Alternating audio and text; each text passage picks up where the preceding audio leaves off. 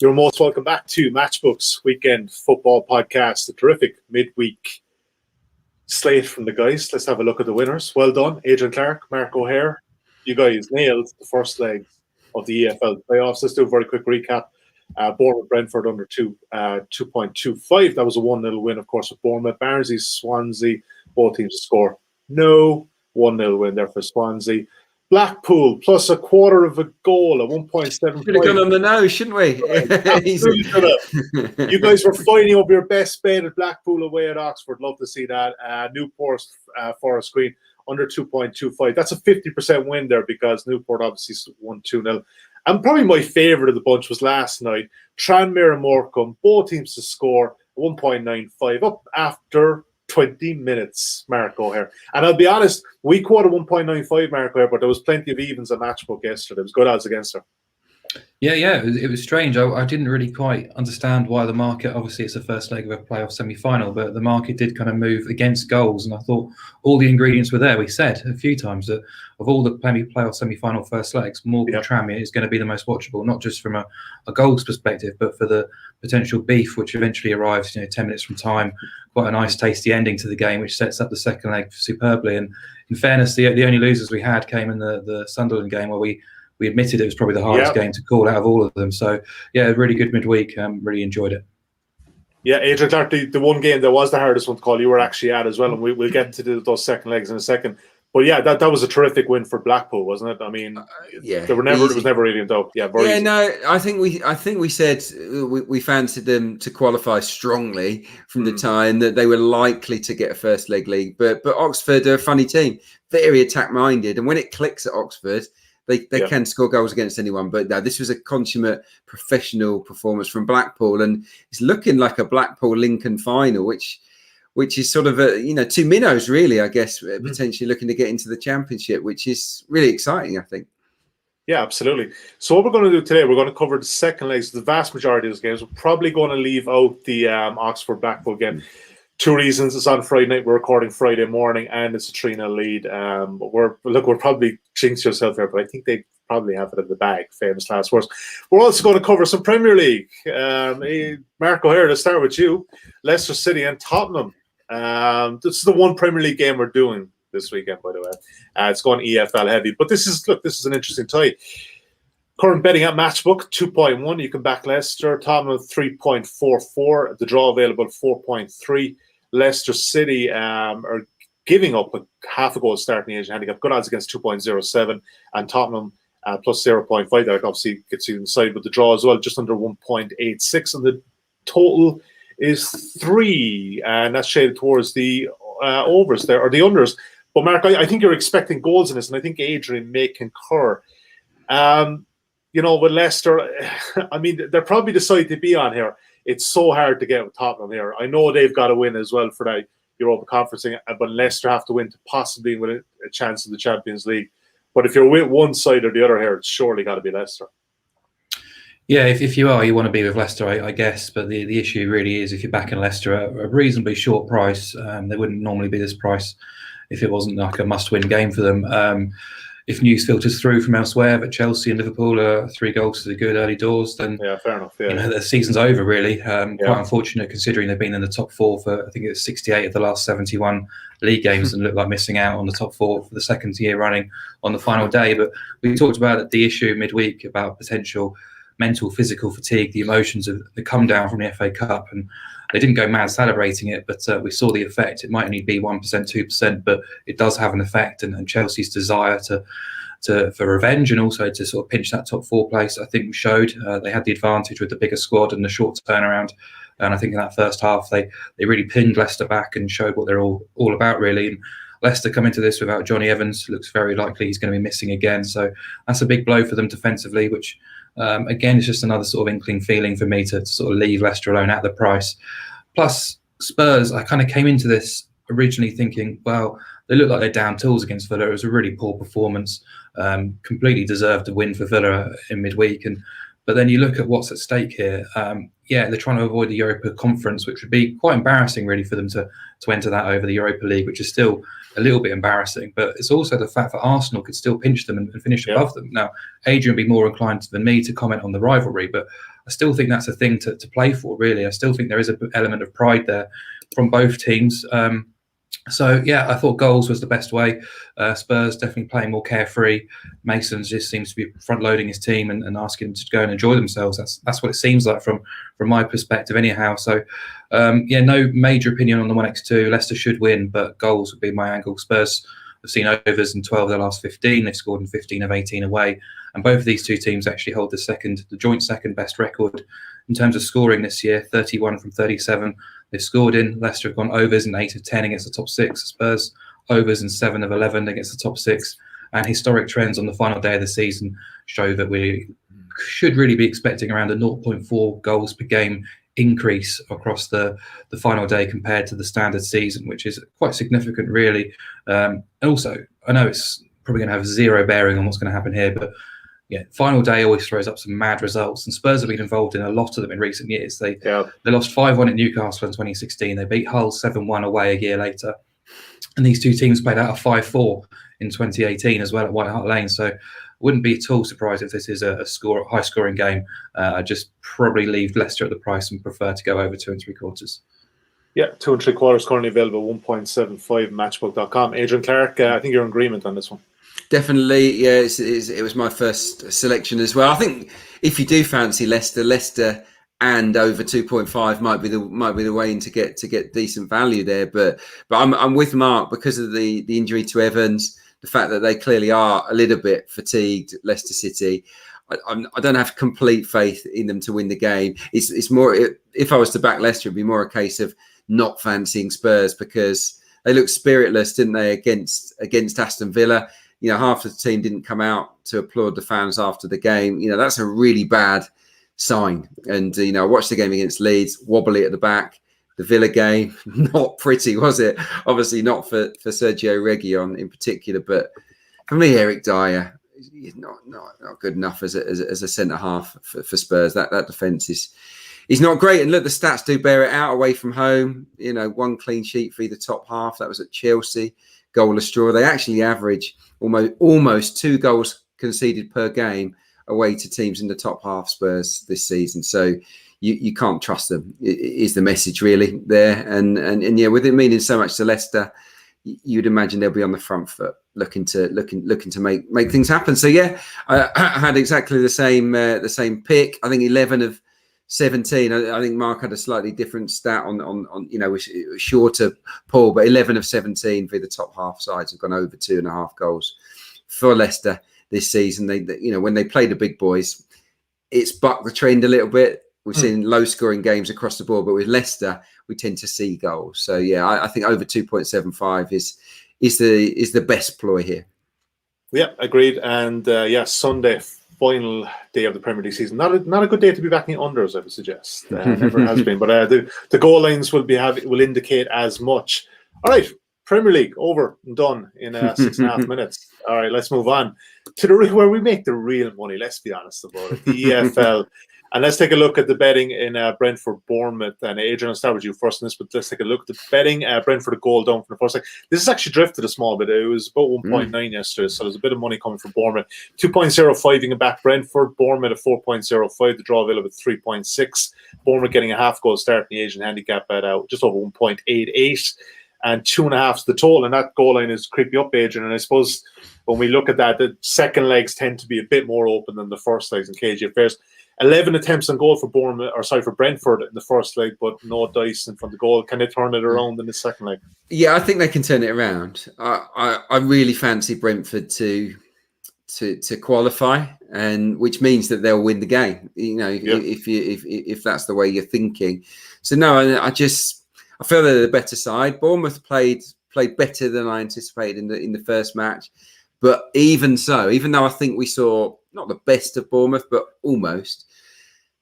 I still think it should have been a draw. There was a bad miss from Membrano. I think it was almost a nailed-on pen that Brentford should have had in the first half of that game as well. So Brentford were unlucky in my view, and I think that they'll be able to put things right in front of their own fans, of course, at the new stadium. It's not so new, of course, but for the supporters, it really is. And I think that it'll be rocking. I really do. And they'll certainly be getting behind their team. Can they shackle Ivan Toney as well as they did for a second match running? I'm not so sure, especially with Steve Cook, the main centre-back, touch and go in terms of availability for this one. So, look, Bournemouth as well, a little bit like Spurs, don't keep that many clean sheets on the road. I think they've had one clean sheet in their last 8 away games. So when you're up against an attack as good as Brentford's with as much at stake, you think, well, surely they're going to concede here. But then Bournemouth are always worth a goal because, as we saw in the first leg, Danjuma on the counter. If it's not Danjuma, it could be Solanke. If it's not Solanke, it could be someone like David Brooks. They've got a lot of goal threats. So I think this will be a better game. I think there will be more goals. I've sort of got 2 angles here. I started with Brentford. I think that they'll win. So 2.05. I quite like them there, and I also like both teams to score. I think that's a strong possibility here. But Bournemouth, for all the negatives in terms of the clean sheets that they don't get on the road, they've scored in 17 of 23 away games during the regular season. So they're a side that normally go away and score. So for me, both teams to score is a good shout here, possibly with Brentford to prevail. Yeah, Mark, Adrian is kind of 2 ways in there. I think there's one in particular of those that you're liking this one. Yeah, it's goals. I thought the first leg, as semi-final first legs go, was much more interesting, much more exciting than I possibly imagined it could be. Both teams showed a reasonable amount of adventure and ambition. I thought Bournemouth did edge it, even if the scoreline was only 1-0, and Brentford did miss that golden opportunity. I thought they were a slightly better team. Both managers sort of talking the right things in midweek. Frank saying it's massive belief in the squad, turning it around in front of their own fans. Woodgate saying the usual half-time cliches after the first leg of a semi-final tie. But I think from my perspective, no major opinion on the outcome, because I think both teams have ability in their own right. I think Brentford are the more rounded outfits. Bournemouth possibly blessed with the better individual talent. I think these have the edge in the dugout and the playoff experience of last year, and obviously at home as well. But it's interesting that you say that price move, because yesterday I thought Brentford were too short. Now suddenly there's a bit of interest there from my side. Motivation and requirement obviously is born into that price, but it was a long time ago now. But Brentford they saw a lot of cash before the first game between these two teams in London earlier in the season. I think it was around December time, but they still went off at 245. So when I looked at they were 190, I thought that's a significant difference. You could argue Brentford's level has probably stayed around the same since December, hasn't changed a huge amount, bar a couple of tactical tweaks, whereas Bournemouth have probably been inconsistent, but their top level has increased, it has to be said, since Jason Tindall left. Shackles have been released a little bit. So, that's why I thought goals were probably the better angle. You look at what's at stake: Wembley, promotion, and then semi-final second legs produce 0.45 goals per game more on average than compared to the first legs. Desperation, urgency really creeps into play. You go back to the beginning of 2000, 49% of second legs have featured overs, 56% when BTTS. So I looked at BTTS, it was 1.87. That's a 53% chance. So that's a 3% difference between 20-year trends and the price we're being offered here, which did appeal. Then you consider the quality on display from both teams, the game state. I think this could be quite fun. And then the raw statistics as well from the regular season. Brentford scored in all by 9 games. Scored in 18 of 23 at home, second only to Norwich in XG output. You've got record goal scorer Ivan Toney leading the line. Bournemouth scored in all by 10, failed to scoring 6 times on the road, scored in 8 of 10 against the top 6, and generated the 3rd best XG away from home. So I think you put it all into the mix, and there's a 3% edge there, though, on 20-year trends, which I really like, and then add in our extra ingredients, and I think you've got a nice price on BTTS. Yeah, 1.87, like the angle. Should be going early kickoff on Saturday. All right, let's move on. Swansea against Barnsley. And Mark, I'll come to you here for this one, but let's take a look at the betting, matchbook.com at the time of recording. Back to Swansea here, 2.85, and Barnsley are favourites here on the match odds. The draw available 3.22, and draw no bet is available, and obviously Barnsley slight favourites there as well. 2.25 is the total, slightly shade towards the under. What's the angle here, Mark? I mean, the first leg we backed both teams to score no, but there actually was a lot of goal chances in the game. They didn't really convert. It was a bit more open than we probably predicted. But what's your angle on this one? Yeah, it was. I mean, the first half was reasonably nip and tuck, really, until Ayew scored that great goal. Plenty of commitment, no major outstanding opportunities. And obviously, second half, I think Swansea just reverted to their defensive shape, remained organised. They're so well drilled at that, but they looked happy to sort of protect and preserve their advantage. And yeah, Woodman made a few smart saves, and Barnsley sort of turned it up a notch. Probably felt a little unfortunate not to get something out of the game, and I know Ishmael was disappointed with the goal that they conceded, felt it was offside in the build-up, but he said himself that his team probably didn't show their best in the first 25 minutes. Probably the pressure paid against them, really, but was full of praise for that second half, where they showed no fear, nothing to lose, really, and I think those characteristics make Barnsley quite a dangerous proposition. Unfortunately, the market knows it too, as they're favourites to win away, which is a little off-putting, really. I know people who like their head-to-heads will look to Barnsley winless in 17 against Swansea, haven't won away in Wales against Swansea since 1975, lost all 3 games against them this season without scoring. But you look at those games individually, and Barnsley were probably the better team in two of them at least. So maybe they're going to get their just desserts this time around, because they have had opportunities, probably should have scored in at least 2 of those games as well. We know data-wise that Swansea have ranked in the bottom half. We know they stuttered over the line. Take out the result of that first leg, and there wasn't a huge amount of difference between the 2 teams either. So, you look at Barnsley's record away under Ishmael, only Norwich won more away games in the league when he was the manager. So they have got a poor record against the top teams, which is, again, quite off-putting. But this Barnsley team, if they're going to go out die trying, aren't they? They're going to really up the tempo and really throw everything at Swansea. It's just whether Swansea can cope with it, really. So I do expect Barnsley to score. Swansea have only kept 4 clean sheets in 18, I think it is now.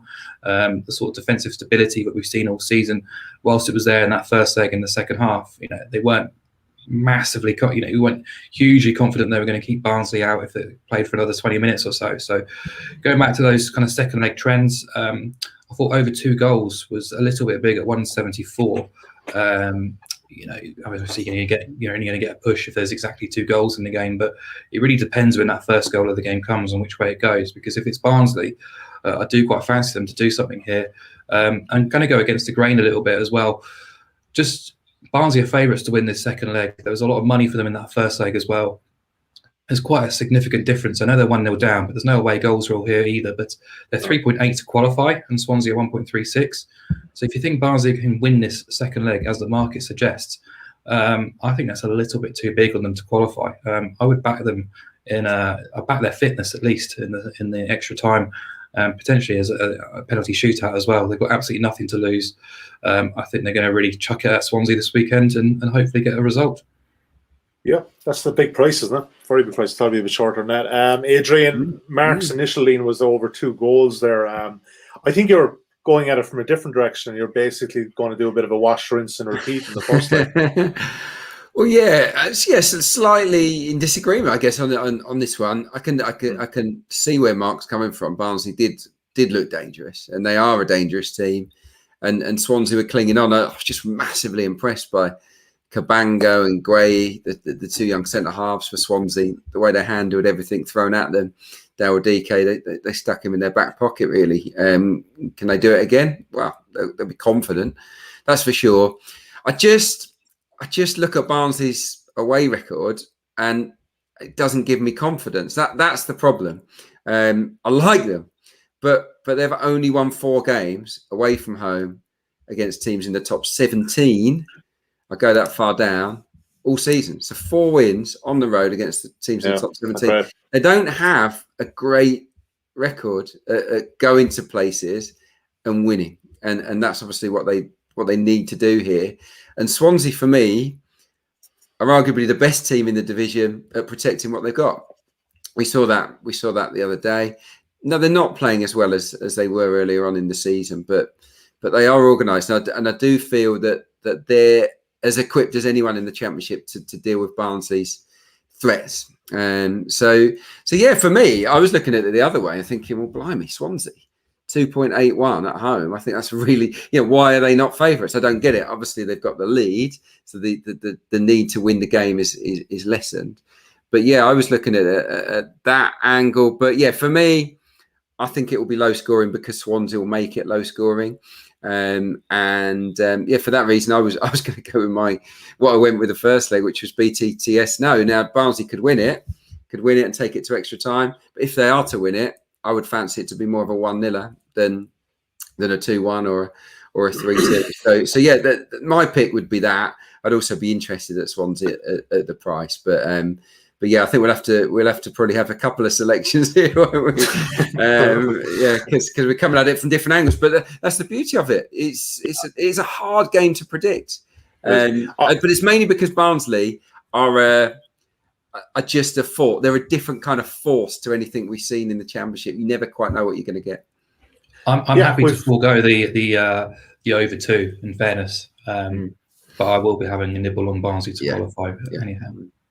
All right, Barnsley to qualify and BTTS no for Adrian. I don't think we're going to lock in an official play, but look, good opinions there, and you can make your own mind on that.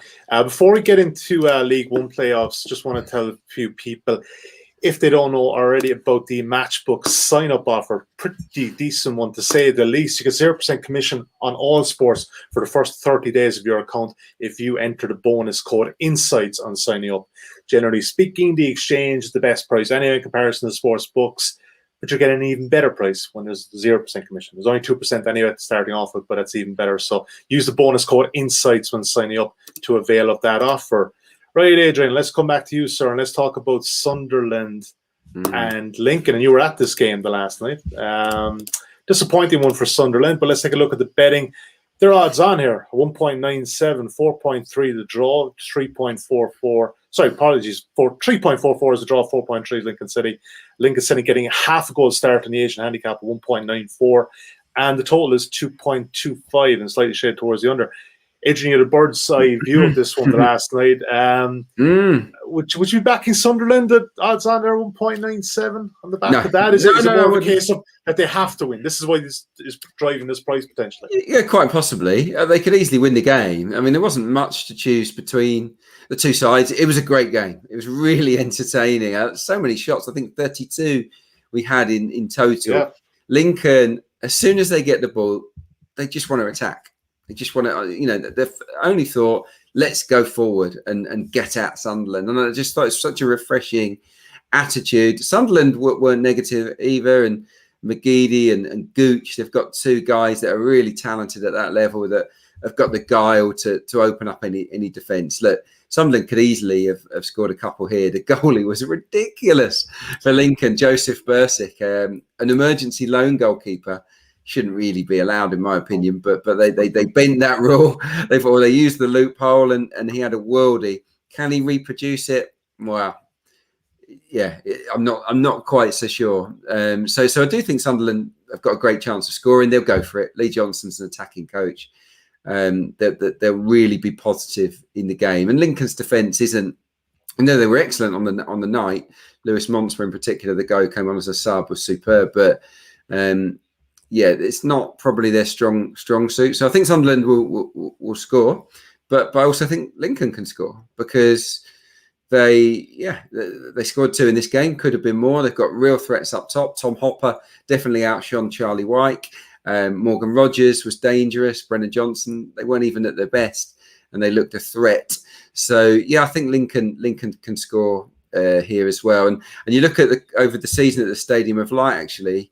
BTTS has landed in 65% of Sunderland's home games, which is actually the second highest figure in League One. So there's a lot of sort of games where both teams score. So for me, it's I'm not sure who'll win. But I'm very confident about goals and over 2.25. It also appeals. Just under even money, isn't it? 1.9 something, but. I fancy either of those picks, but my number one would definitely be both teams to score. Yeah, good odds against that are currently at 2.05. Marco, I think you're in agreement on that one, that both teams to score is the way in at the Stadium of Light. Yeah, it's the same bet I've got down as well. Not a huge amount I can add, really. Adrian's covered it brilliantly. Yeah, I mean, at some point, whether it's from the first whistle or not, certainly if you read the local press in Sunderland, the players, the management are suggesting that they can't just go gung-ho from the first whistle. As Adrian said, Lee Johnson is an attack-minded coach by nature, so I wouldn't be too surprised if they are absolutely ready to go from the off. But at some point, if they don't get an early goal, they're going to have to take risks. They're going to have to gamble. They're going to have to throw that kitchen sink at some point in time, and that's going to create opportunities for Lincoln in the counter-attack and in the transitions, which they're very capable of. They showed they've got pace and trickery and movement. Played really well, I thought, in forward areas in midweek as well. So they will and have the capability to hurt Sunderland too. And just the raw stats, Sunderland without a clean sheet in 11, 2 clean sheets at home against the top 14 during the regular season.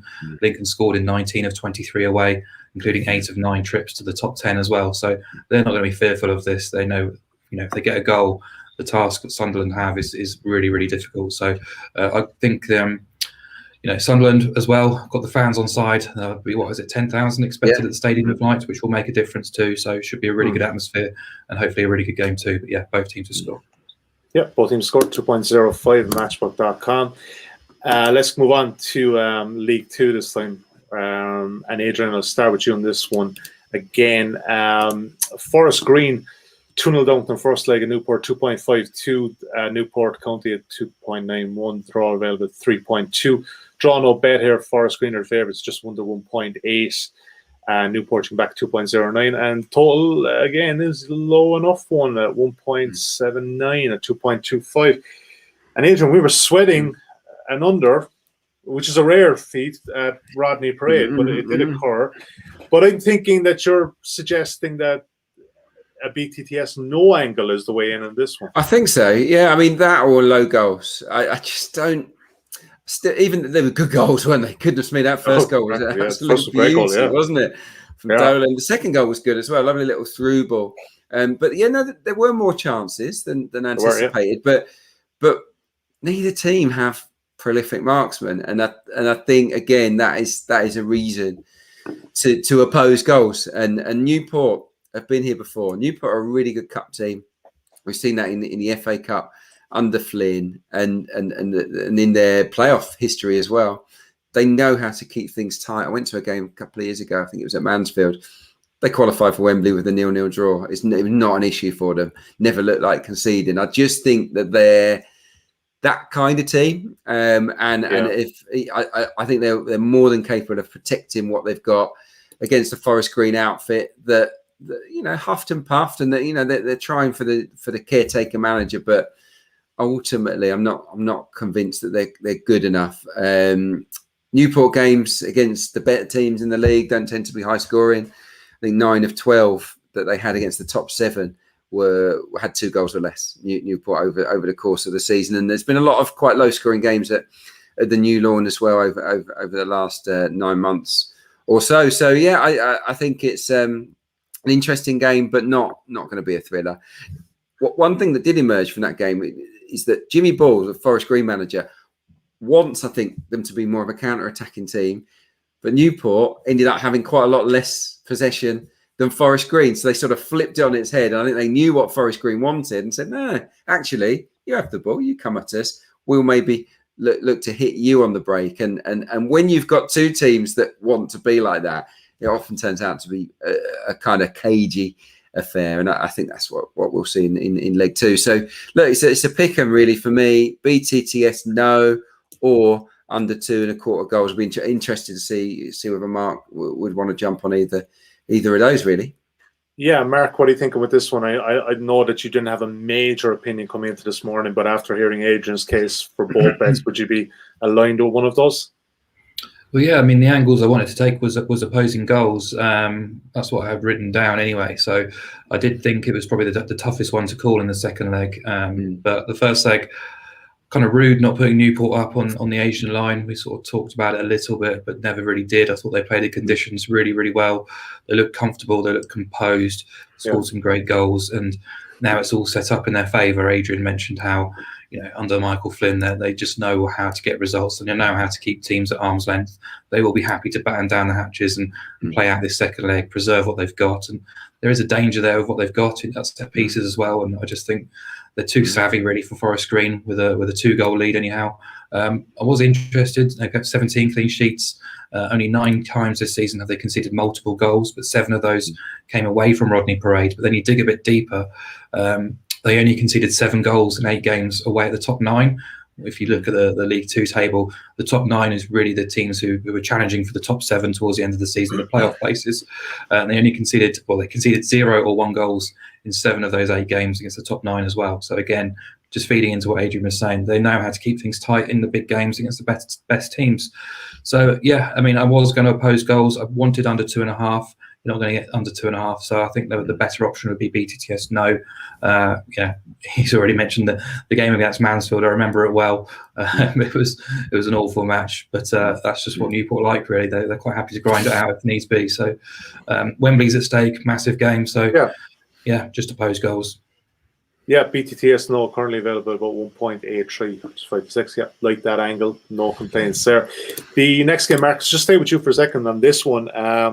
The market hasn't fully formed a match book or anywhere else, to be totally honest, because that game was just last night. But the general kind of tissue price right now is Morecambe at 2.5, Tranmere at 2.8, the draw available at 3.25. Goal line would be low enough one at 2.25. And Mark, he called it was a pretty testy attritional affair, but it was a good game. And like we said, that bet came up after 20 minutes. So could we potentially go back to the well with BTTS? Yeah, I think so. Yeah, I like it again. It's 1.8 here, which is very much appealing to me. Morecambe's goals, element of fortune to them in that first leg. I think both came by the sort of how do you say, the tender parts around the crotch, and obviously the goalkeeper was impeded as well for one of those goals as well. But they won't care. I mean, it's all set up now for a cracker. Tranmere, I thought were very good. You could see the effect of the managerial change and the effect of fans back in the stadium too. Certainly in that first half, they looked lively. They played with intensity and they looked dangerous going forward. And having James Vaughan back leading the line whilst he wasn't completely fit, I think just makes a difference, gives defenders someone to occupy as well. So on the balance of play, Tranmere I think deserves something from it, but that's just what Morecambe do. They're a wonderful mix of experience, of battle, of flair, pace, the attitude as well, built in by Derek Adams as well. They really are difficult to beat and just defy the odds routinely now. So they were second best on the night, only had 25% of the ball, but they come away with a win. And I think Tranmere won't be too despondent though, because they know that they caused problems and they opened them up a few times. They will be confident of scoring, I think, in this tie. But Morecambe then, with the threat on the counter-attack, the threat from set pieces, there's Nigel as well, so I wouldn't be sort of ruling out a red card or something like that to really chuck this game up in the air as well. So I think we'll get chances at both ends. I think it'll be just as open as the first leg. I think it's going to be entertaining. I do think Tranmere score, but you can't rule Morecambe out either with their threats in forward areas or their goal-scoring record this season. I go back to as well that the average goals per game increases by 0.4 in second leg ties. The BTTS price really hasn't moved much, considering how that first leg played out. So, happy to be on goals. Yeah, what do you think of this one, Adrian? Yeah, it's tricky. I can definitely see the logic in that. Personally, I probably think I'm not sure. I'm not convinced Morecambe can win the game. I think it could easily be a score draw. I think that Tranmere could upset the odds, I guess. Maybe take it to extra time or even win the tie. Morecambe didn't convince me. They defended well, obviously, really resilient, but and I know that's kind of what they do. They can hold firm and then strike really hard and fast on the counter. But yeah, I did think Tranmere were the better team, and I like their experience. They've got a lot of players that have been around the block, that have played in big games before, and I think that could be a big advantage in the second leg for Rovers. So yeah, and Morecambe's home record, by the way, is not that good. Even though they've had an unbelievable season, best Morecambe team ever, they lost 5 of 6 games against the top 7 at their own ground this season. Lost 5. I think they beat the champions Cheltenham. They lost all the other games against the teams in automatics or in the playoffs, including Tranmere 1-0. So it's not a ground where they're going to feel supremely confident of just swatting Tranmere aside. I think this tie is very, very much alive. I definitely can jump on Mark's angle there with both teams to score, but for me, I would also get on side with Tranmere, who I think showed more than enough to convince me that they can turn this tie around. Either with obviously a draw won't be good enough for them, but Tranmere plus a quarter of a goal. I think a half a goal would be a little bit too short. Yeah. Tranmere plus a quarter. I don't know what the price might be at the moment, but that would be my way in on them because I just think that they can potentially get themselves to Wembley. Yeah, look, it's a small bit of guesswork here, but I think it's about 1.7 to 1.75. It should be about that. So, yeah, two angles there. Adrian likes Tranmere plus quarter of a goal.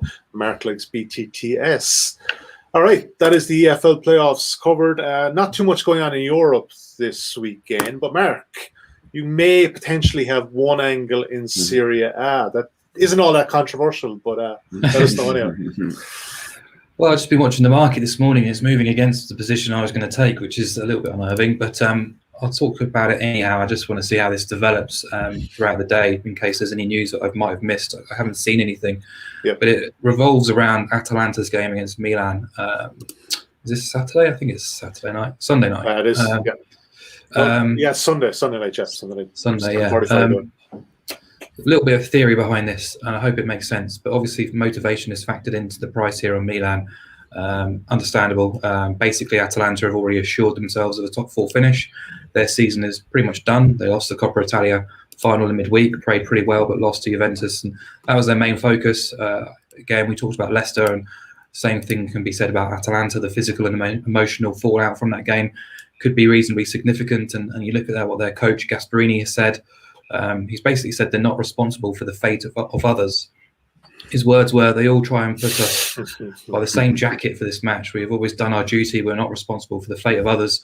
Everyone is responsible for their own. We have scored points and we will play for the second place, knowing that we've already reached our target. So you can interpret that in different ways. I think the last bit is quite key, really. We've reached our target. So that's the interesting element for me, because Milan otherwise need to basically match or better Juventus's result at Bologna to secure a top four finish. Juve should win away at Bologna. But yeah, this is the Juventus team that beat Atalanta in the Coppa Italia midweek. There was a bit of bad blood between the two teams late on in that game as well. It's the Juventus team that everyone dislikes if they don't support them in Italy. The Juventus team that went to try and join the Super League as well.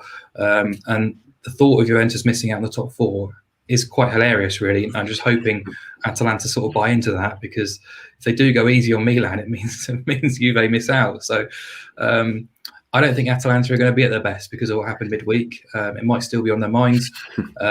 Plus, I'm speculating a little bit here, but I'm pretty sure TV revenue is distributed differently for teams qualifying the Champions League in Italy. I think it's done on a heritage historic basis, and if that is the case and Juventus miss out on the Champions League, there's more money to go around for the top four teams in Italy next season. So the other thing though, Milan were awful last week at home to Cagliari, it must be said, but their away record is astonishing. Absolutely astonishing for a team that is fourth in the table.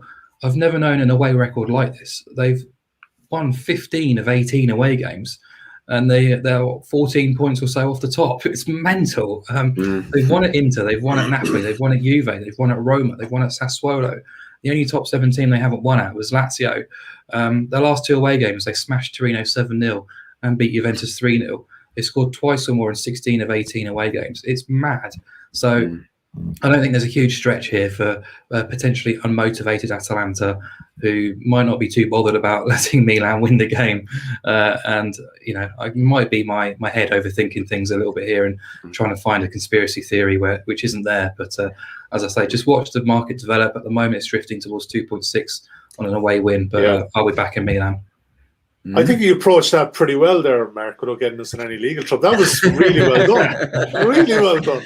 Well, it just doesn't sound like there's much motivation for Atalanta to win this game. I'm loving that angle. A little bit and potential motivation not to win it as well. So yeah, But the Yeah, thing is, exactly. strip all of that out of it, and okay, we always have to bet the price, right? And that's fine, I get it.